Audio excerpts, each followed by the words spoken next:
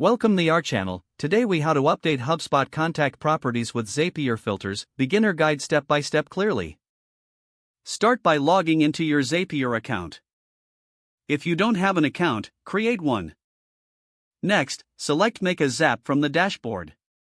For the trigger app, choose the app where your contacts originate. For example, this could be Google Sheets or any CRM. Select the specific trigger event that suits your needs. Follow the on-screen prompts to connect your trigger app. Then, select the specific file or dataset that contains your contact information. Proceed to set up your trigger. Test the trigger to ensure it's pulling in the correct data. Once completed, you'll move to the action step. For the action app, select HubSpot. Choose the Update Contact Action event. Connect your HubSpot account to Zapier. You may need to log into HubSpot and authorize the connection. Now, you'll map the data from your trigger app to corresponding HubSpot contact properties.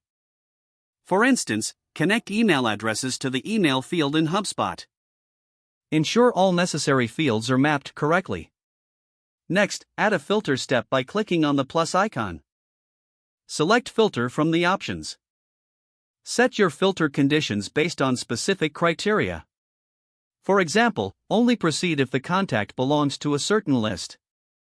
Once your filter conditions are set, test the filter to ensure it functions correctly. After confirming the filter works, you can move on to the final step. Name your Zap clearly for future reference. Finally, switch your Zap to on to activate it. Now, your setup is complete, and HubSpot contact properties will update automatically based on your filter criteria.